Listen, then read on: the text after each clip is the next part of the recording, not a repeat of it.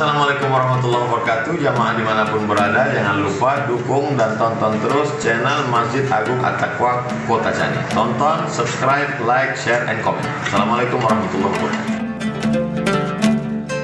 Bismillahirrahmanirrahim. Alhamdulillahilladzi hadana li hadza wa ma kunna linahtadiya laula an hadana Allah.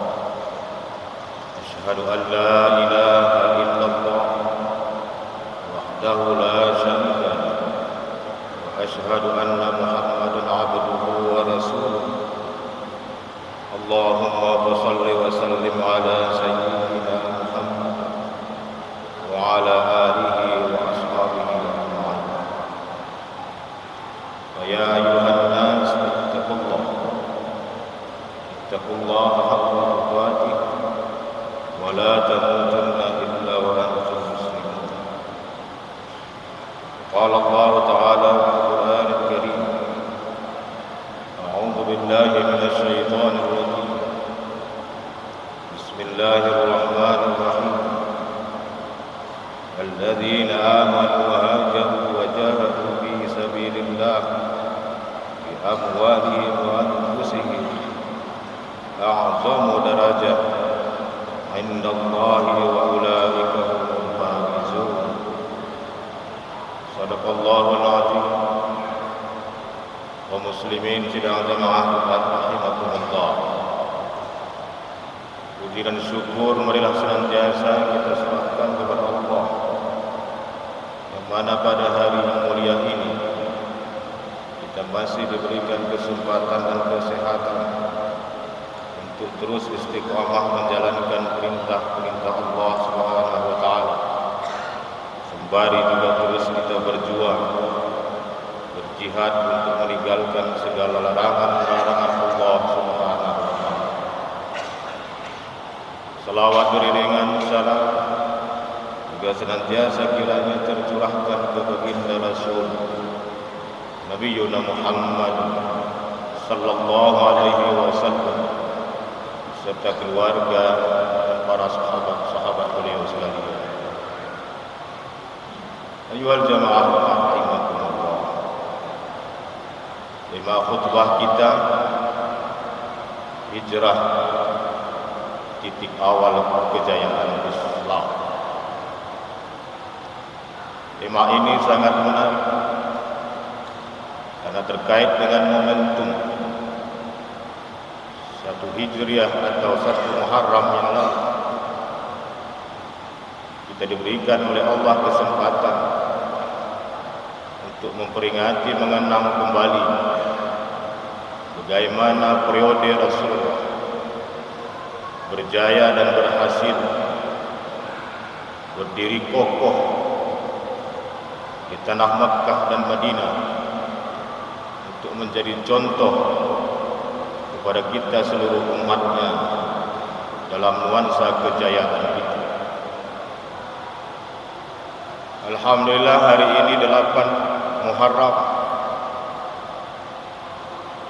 kita sebagai umat Islam hampir di setiap tahun mengingatkan untuk memperingati, bahkan dikalenderkan, dimerahkan untuk kita ingat bagaimana periode hijrahnya baginda Rasul Nabi Muhammad sallallahu alaihi wasallam yang ditabalkan oleh Umar bin Khattab untuk menjadi tahun dalam hijriah kita sebagai umat Islam. Momen ini tidaklah keluar begitu saja. Pengisbatan tahun hijriah pastinya dalam pandangan Umar pada waktu itu banyak ditawarkan tragedi-tragedi yang bersejarah, yang berbekas untuk dijadikan sebagai awal tahun Islam. Namun semua itu ditolak oleh Umar bin Khattab radhiyallahu anhu. Yang paling berkesan adalah hijrahnya baginda Rasul Nabi Muhammad sallallahu alaihi wasallam karena di sanalah yang paling puncak dalam perjuangan itu bukan turunnya Al-Quran, bukan diangkatnya Rasul menjadi Nabi Rasulullah SAW pada umur 40 tahun, dan bukan juga tragedi-tragedi yang lain, baik tragedi Perang Badar, Perang Uhud dan sebagainya. Pastinya Umar melihat dengan cakrawala yang pandangan yang lurus, dengan penuh hikmah menetapkan tahun hijriahnya dan hijrah Nabi beserta umat Islam yang masih sedikit pada waktu itu. Itulah yang menjadi tahun awal. Agar apa? Agar kita sebagai umat bisa melirik sejarah peradaban itu kembali, bisa melihat, bahkan dapat merasakan, bahkan bisa mencontohkan betapa perjuangan pada periode itu. Ayuhal jamaah Jumat rahimakumullah. Menurut Quraisy Shihab, setidaknya dalam proses hijrah itu muncul 3 aspek yang luar biasa dari baginda Rasul. Yang pertama, strategi berangkatnya Rasul hijrah dengan para sahabat-sahabat. Didahulukan para umat dan sahabat, belakangan beliau. Strategi ini luar biasa. Strategi militer yang diemban oleh pemimpin panglima perang pada waktu itu Rasulullah. Berangkat dahuluan para sahabat, bahkan dipecah. Ada yang ke Syam hijrahnya, ada yang ke Madinah hijrahnya. Strategi pertama. Yang kedua, bagaimana Rasulullah memposisikan Sayyidina Ali mengelabui kafir Quraisy yang ingin membunuh Rasulullah pada waktu itu. Strategi ini tidak dapat dibayangkan oleh orang-orang jahiliyah pada sebelumnya. Yang ketiga, dalam proses rute perjalanan, Rasulullah merubah rute perjalanan. Baik perjalanan beliau dengan Abu Bakar As-Siddiq, begitu juga perjalanan para sahabat yang lain. Perubahan rute ini, strategi perang, baik di zaman Rasulullah bahkan sampai hari ini. Ayolah jamaah Jumat rahimakumullah. Prosesnya itu luar biasa. Yang pastinya tidak mengandalkan apa kata mukjizat, tidak. Apa kata simsalabim abrakadabra? Tidak. Apakah beliau bukan Rasul? Rasul. Apakah tidak punya mukjizat? Punya. Apakah dia kurang dekat dengan Allah? Lebih dekat. Lalu kenapa harus pakai strategi? Begitulah Allah membimbing hambanya, kekasihnya. Walaupun pahit dan derita, tetap dijalani proses lika-liku kehidupan itu. Akhirnya menuai kejayaan pada masa beliau. Begitu juga dengan Khulafaur Rasyidin, baik Abu Umar bin Khattab, Abu Bakar As-Siddiq, Sayyidina Ali dan Utsman. Semuanya menjalani proses itu. Begitu juga dengan periodenya Ibnu Muayyah dengan Ibnu Abbasiyah, Daulah Muawiyah dengan Daulah Abbasiyah, mengalami perjuangan dahsyat. Sehingga ayat yang saya bacakan tadi ketukannya kepada orang yang beriman. Allazina amanu, orang yang beriman.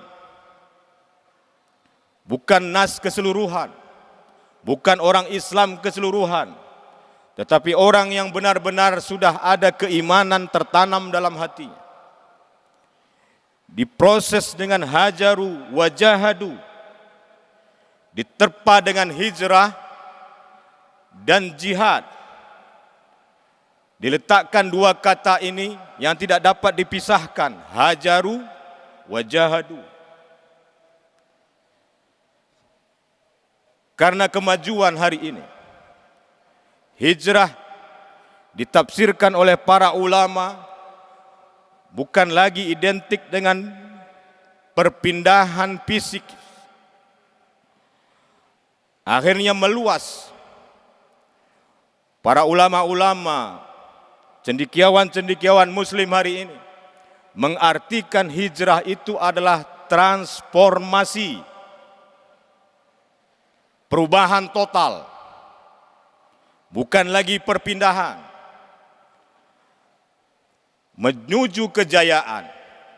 Inilah yang dihadapi, yang dilakukan oleh para pendahulu-pendahulu kita, baik periode Rasul, periode Khalifah Ar-Rasyidin, dan Ubayyah dan Abbasiyah dahulu kalanya. Apa standar kejayaan itu? Ini yang kita butuhkan. Dalam catatan perjalanan sejarah peradaban Islam, ukuran kejayaan itu minimal. Ada 4 aspek. Yang pertama, keilmuan plus teknologi. Di zaman Rasulullah dengan 4 periode itu, semuanya mengutamakan keilmuan. Dan seluruh keilmuan memberikan kontribusi kepada agama dan negara pada waktu itu. Memberikan kontribusi. Ini yang oleh LIVI, Lembaga Penelitian Ilmu Pengetahuan Indonesia, hasil research, ada 3 yang bisa merubah dunia secepat mungkin. Yang pertama, perguruan tinggi dengan ilmuannya. Yang kedua, militer dengan pasukannya. Yang ketiga, teknologi dengan saintisnya. 3 ini yang bisa merubah dunia. Simsalabim, abrakadabra. Kita tinggal menunggu itu. Yang lain tidak ada. Yang pertama, perguruan tinggi. Ini yang bisa merubah dunia. Perguruan tinggi atau ilmuwan yang memberikan kontribusi kepada negara, daerah. Ilmuwan dalam tanda kutip, dalam aspek Islam, ulama. Ulama itu jamak taksir dalam kaidah ilmu nahu. Ulama itu jamak, bukan satu ilmu, alim, enggak. Ulama. Ini artinya berbagai keahlian ilmu di sana. Plus mengamalkan ilmunya. Kalau hanya sekedar berilmu, hafal ini, hafal itu, tidak beramal, bukan ulama.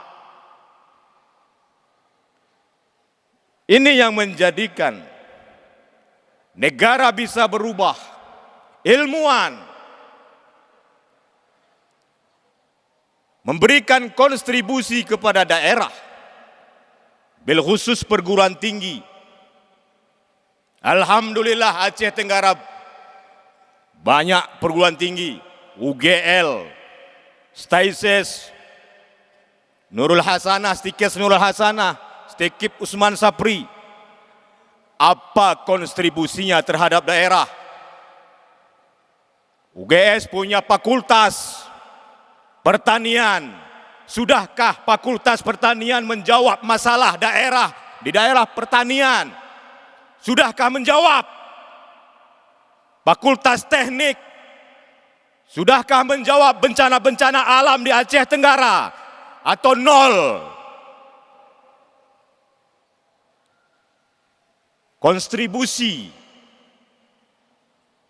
penelitian, research, budaya ilmu yang dikembangkan oleh kejayaan Islam di masa lalu. Imam Syafi'i, penemu, penelitian, research, induktif dan deduktif, beliau awal-awal yang menemukan itu. Bagaimana menetapkan seorang perempuan masa haid, masa nifas, penelitian apa itu? Researchnya Imam Syafi'i sampai sekarang belum terbantahkan teori itu. Ilmuwan jawabannya. Apa kontribusi Staises kepada Aceh Tenggara? Mencerdaskan anak daerah atau membodohi anak putra daerah? Percayaan itu harus kita jawab individu kita masing-masing.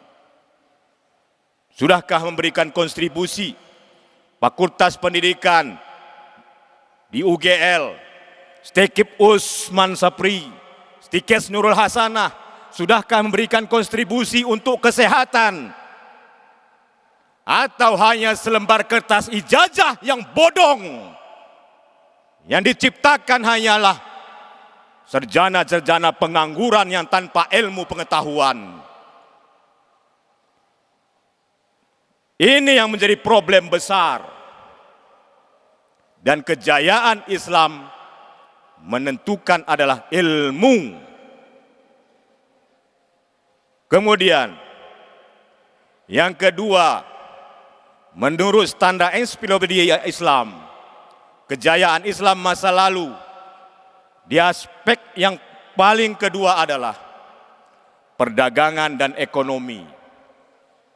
Ini yang membuat kesetaraan itu, sehingga pada masa Umar Abdul Aziz memimpin, tidak ada lagi umat Islam yang miskin. Kenapa? Karena pemimpinnya semua terlibat memberikan kontribusi untuk mengkayakan fakir miskin. Pejabat-pejabatnya terlibat untuk berkontribusi mengangkat derajat kefakiran dan kemiskinan untuk menjadi kesuksesan.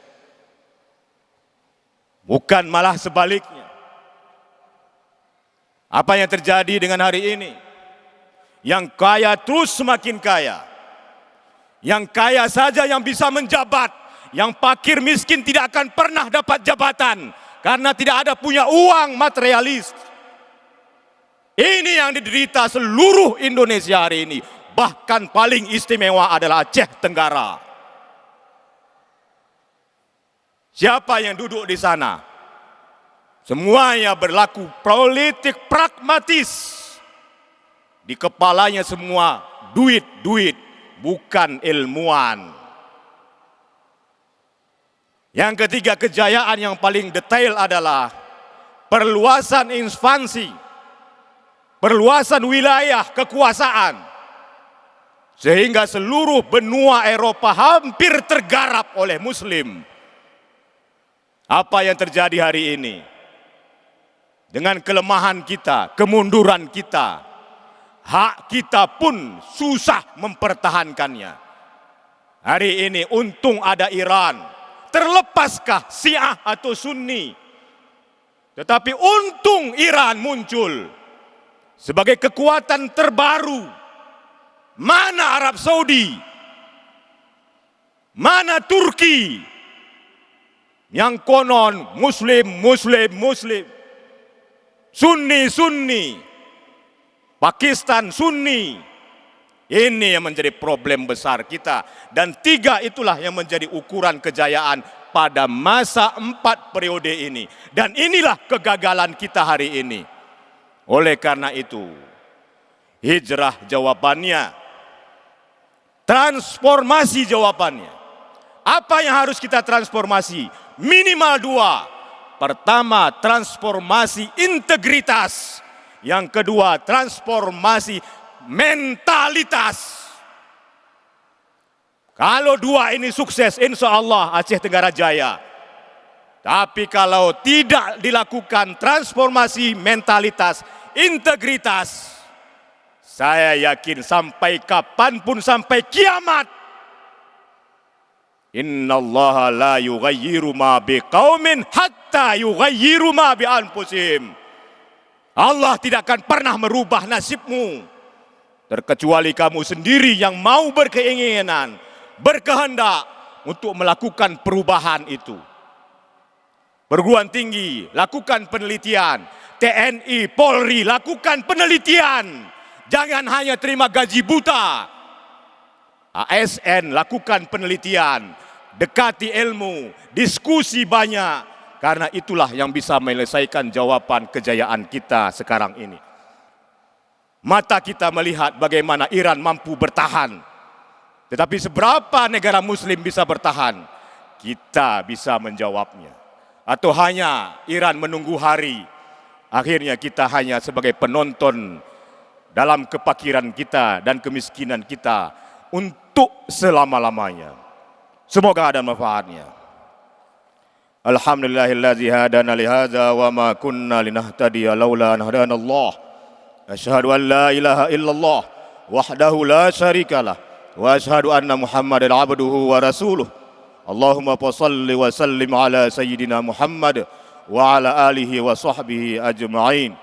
Fa ya ayuhan nas ittaqullaha haqqa tuqatih wa la tamutunna illa wa antum muslimun.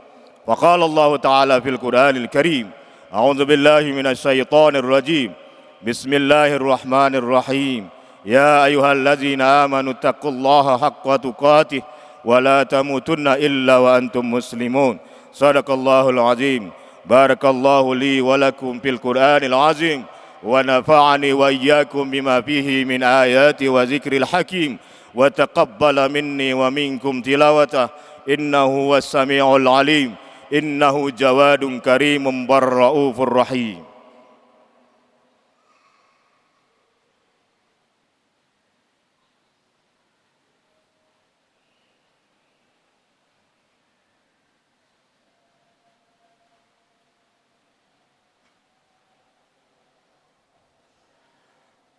Alhamdulillahi Rabbil Alamin, Ar-Rahmanir Rahim, Maliki Yawmiddin, wal aqibatu lil muttaqin, wala udwana illa 'alal zalimin. Asyhadu an la ilaha illallah wahdahu la syarikalah wa asyhadu anna Muhammadan abduhu wa rasuluh. Allahumma shalli wa sallim ala sayyidina Muhammad wa ala alihi wa ashabihi ajma'in. Fa ya ayyuhan nas ittaqullaha haqqa tuqatih wa la tamutunna illa wa antum muslimun. Faqala Allah ta'ala fil Qur'anil Karim, a'udzu billahi minasy syaithanir rajim. Bismillahirrahmanirrahim. Wal 'asr innal insana lafi khusr illa alladzina amanu wa 'amilus shalihat wa tawasaw bil haqq wa tawasaw bis sabr. Wa qala Allah ta'ala fi ayatil ukhra, Inna Allaha wa malaikatahu yusalluna 'alan nabiy ya ayyuhalladzina amanu sallu 'alaihi wa sallimu taslima. Allahumma salli ala sayyidina Muhammad wa ala ali sayyidina Muhammad kama sallaita ala sayyidina Ibrahim wa ala ali sayyidina Ibrahim wa barik ala sayyidina Muhammad wa ala ali sayyidina Muhammad kama barakta ala sayyidina Ibrahim wa ala ali sayyidina Ibrahim fil alamina innaka hamidum majid. Allahumma ighfir lana walil muslimina wal muslimat wal mu'minina wal mu'minat al ahya'i minhum wal amwat innaka sami'un qaribun mujibu da'wat ya qadiyal hajat iqdi hawaijana min hawaijid dunya wal akhirah. Allahumma hdina bil huda wa naqina bit taqwa waghfir lana bil akhirati wal ula. Allahumma alif baina qulubina wa aslih zata bainina wahdina subulas salam wa barik lana fi asma'ina wa absarina wa qulubina wa zurriyatina wa tub alaina innaka antat tawwabur rahim. Rabbana zalamna anfusana wa illam taghfir lana wa tarhamna lanakunanna minal khasirin. Rabbana atina fid dunya hasanah wa fil akhirati hasanah wa qina adzaban nar. Ibadallah, wallahu akbar.